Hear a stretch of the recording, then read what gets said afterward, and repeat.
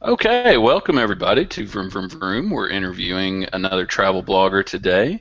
The car rental blog is very pleased to have with us Will Tang from GoingAwesomePlaces.com. Will is a very successful blogger who has traveled all around the world, and we're very grateful for you to join us today, Will.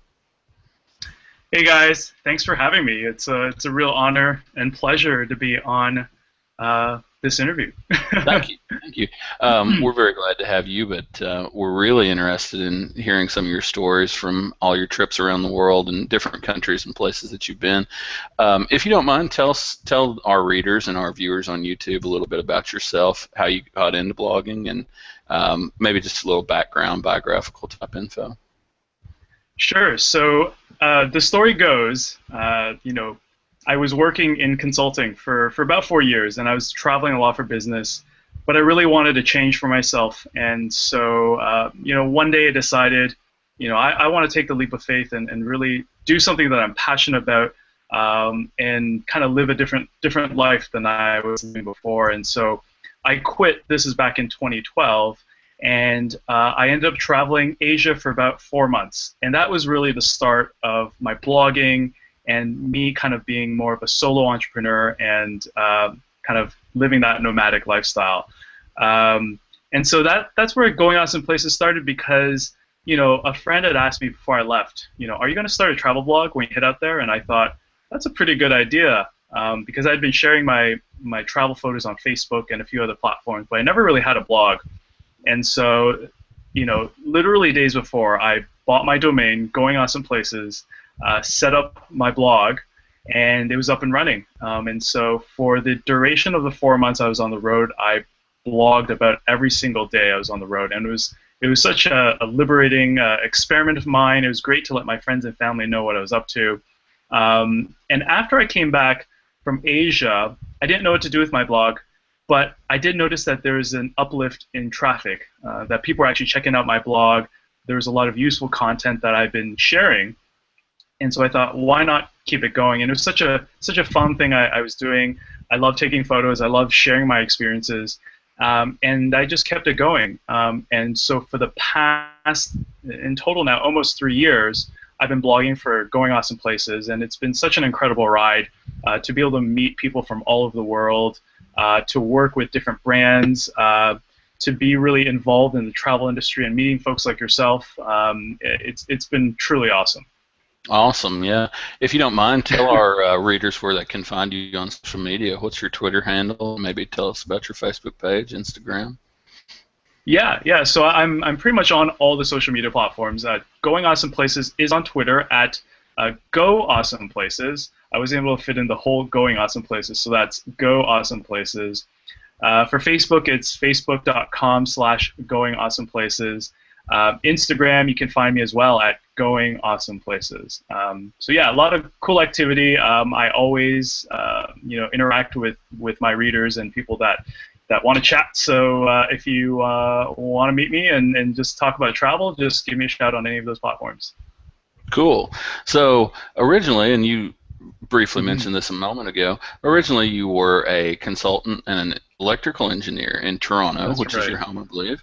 And hmm what was it? Was there any one single thing that really made you decide to drop it all and become a traveler almost professionally, and then become a travel blogger? Yeah, that's right. So I went to school at the University of Waterloo as an electrical engineer. I decided to take a different path from engineering because I liked working with people. I still wanted to be in technology, and I love to travel. And so consulting was a natural fit for me, and I really enjoyed it for the 4 years that I was doing it. But it got to the point where I was on the road, ironically, a lot more than I thought I would be. I was away from home a lot. Business travel isn't all that it's cracked up to be. It's not quite the same as personal travel. And it took, I think for me, it took a lot of guts to make that leap of faith, because I didn't really have a plan for what I was going to do next. I knew I wanted to do some sort of travel. Blogging wasn't even on my radar at the time. It was just a bit of just, okay, I'll tell you the story. What really gave me the push here was when I read Tim Ferriss's 4-Hour Workweek.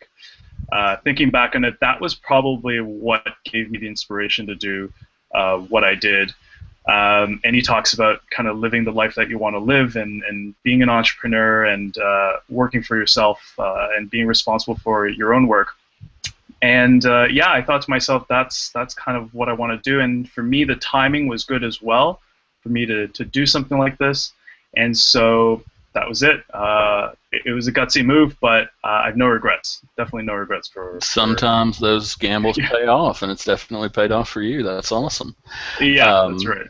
We definitely know that you've traveled far and wide across the world. One of the things that you're probably most proud about is that you've traveled to almost all the countries in Asia. Tell us a little bit about the differences in countries there, but also tell us about any destinations that you haven't been to in Asia, and are you planning to go to any of them? Oh my gosh, I wish I'd gone to every single country in Asia. My trip out to Asia after I left my job for the 4 months that I had, I did get to go to quite a few, and I can tell you my whole journey, and this touches on pretty much most of the countries I've been to in Asia. I flew down to Hong Kong. From Hong Kong, went down to Indonesia, and from Indonesia to Singapore, Cambodia, Thailand.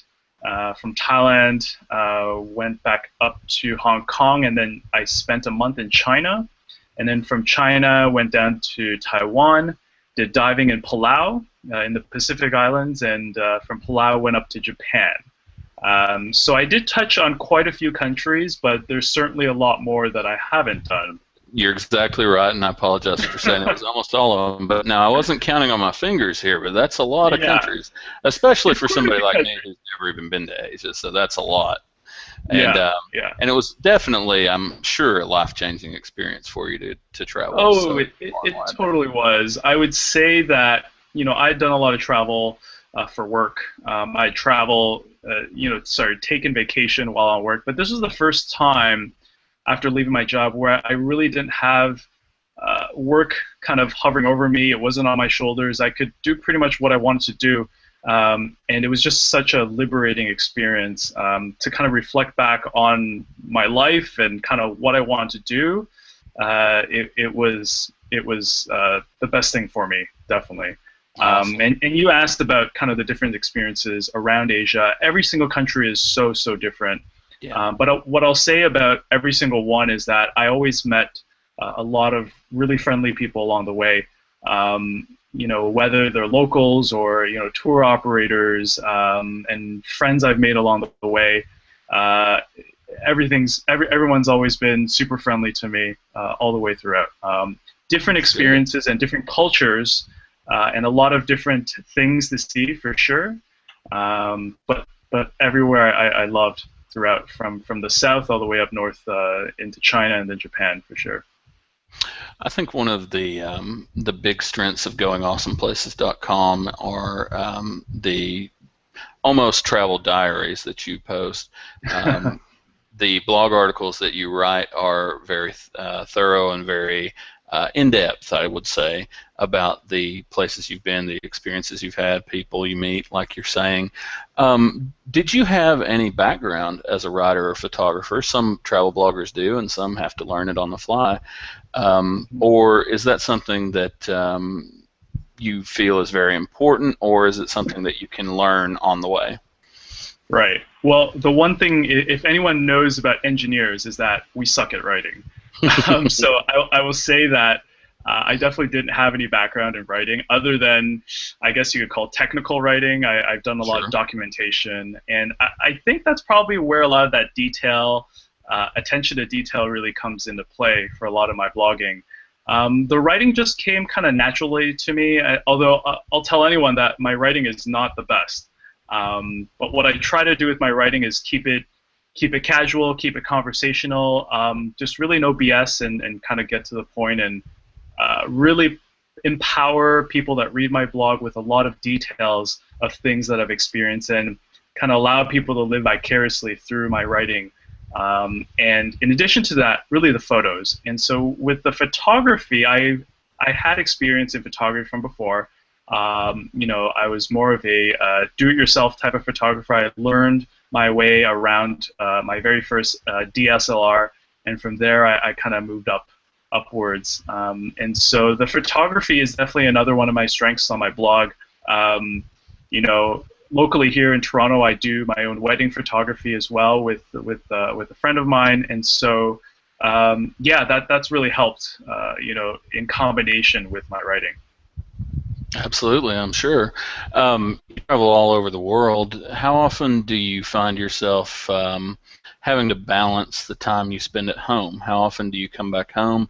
And I know, for example, just doing this interview, we had to set it up between a couple of trips that you've taken to conferences, and Right. how do you balance? How do you balance everything, and how do you make time to be at home?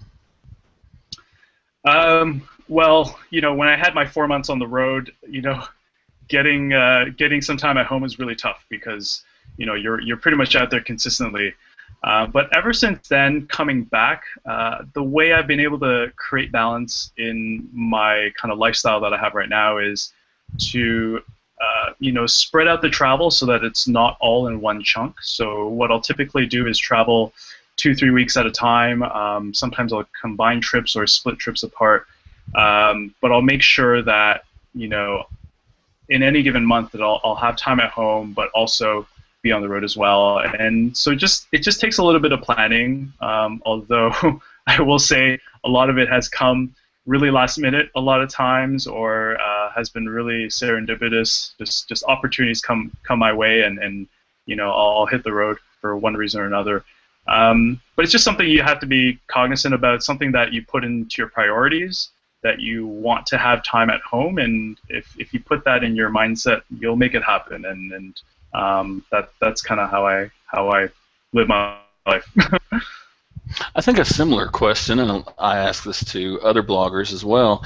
Do you see yourself ever settling down to where you're not traveling anymore, or is it something that you expect that you will do for the rest of your life as long as you're able? I think travel is definitely in my blood and something that I will do for the rest of my life, or at least until as long as I'm able to. Um, I think in terms of the question of settling down, that's something that I am looking to do in the future for sure.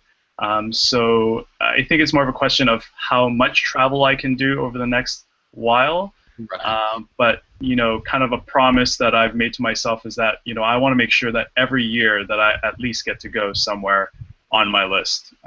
So continuing to be able to knock the different places I want to go down on my list, but also be able to settle down and have a family and things like that. So all of those are important to me, but I do want to make sure that travel continues to be an important part of my life. Absolutely. You mentioned other places that you still want to go. Where are you planning to go in 2015?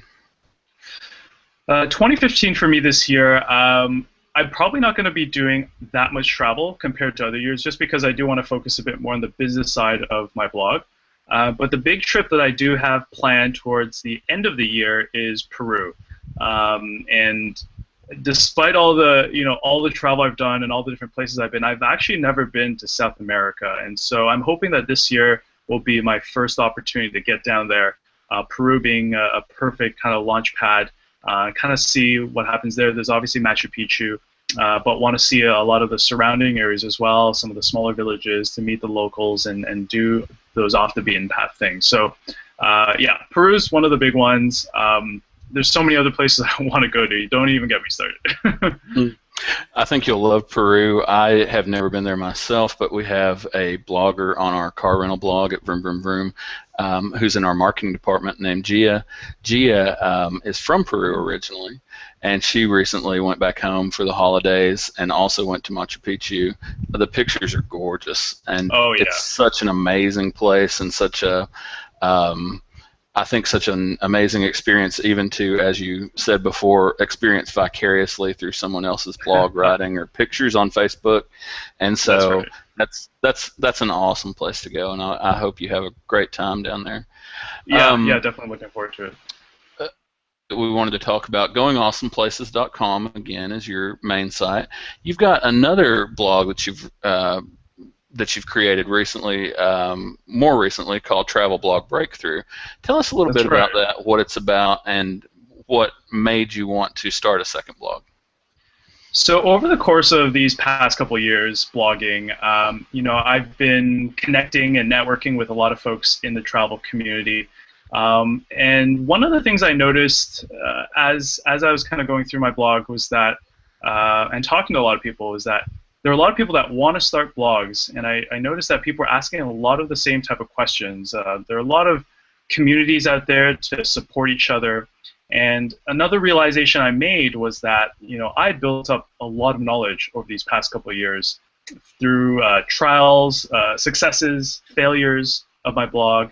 And there's a lot of knowledge that I wanted to share and impart with other bloggers out there. And so I thought, wouldn't it be great if I built my own website, basically to specifically focus on helping other travel bloggers. And so that's kind of where Travel Blog Breakthrough started. Initially, it was a series that I started on Going Awesome Places as an experiment. So I created something called a Travel Bloggers Toolkit, where I shared kind of my top tips of things that I've learned along the way, and that was very well received, definitely with a lot of the newer bloggers and even some of the existing pro bloggers out there. And so with that kind of support that I had that rallied around it, I decided, yeah, let's do it. Let's start another blog. It was a little crazy to do because I will say that it's been a lot of work to manage the two blogs, and I still need to put a lot of effort into continue to put out content for both blogs. So it's been tough to upkeep, but it's definitely been gratifying to be able to help others, realize their dream of blogging and to do a better job at it and reach that breakthrough point that I think that a lot of people are looking for. I think a lot of people that read our car rental site, a lot of people that read your blog, they think that's a really awesome lifestyle. It's really something that I wish we could do, or I wish I could do. Do you think that people who want to get into travel blogging have well, let me ask it in this way. Do you think that your toolkit and the advice that you give on that site and things like that can help people to reach the same kind of success that you're on, or is it more of a personal drive thing? Is it something that you have to have inside yourself?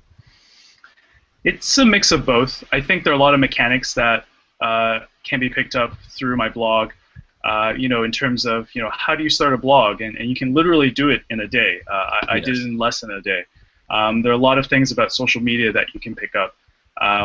Things about, building a media kit, the importance of having a newsletter, pitching to brands and things like that. All those are very important as part of a blogger to have those skills, to really excel at it, and other things like creating content, learning about SEO, and so on and so forth.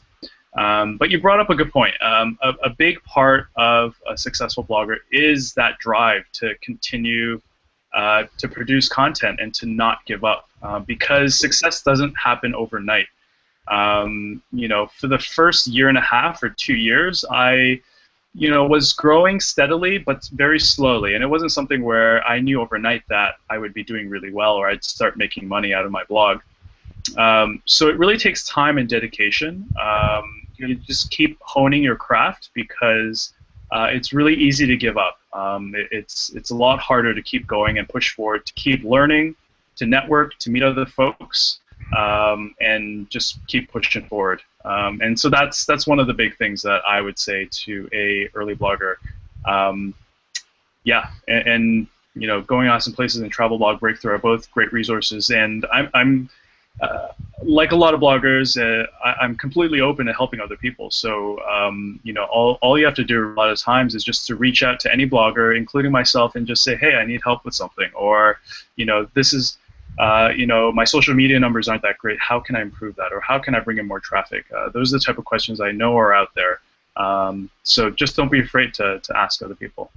Absolutely. It's a tight-knit community, but it's also an open community that Yeah. that enjoys helping people, and that's a very good point that you make. We ask most of the bloggers that we interview on Vroom Vroom Vroom this question. It's always a favorite. If your life was made into a movie, what title would you give it, and what actor would you like to play Will Tang? That's a good one. I was thinking about that earlier. I'm a big fan of Lord of the Rings, and The Hobbit being the latest kind of trilogy out there.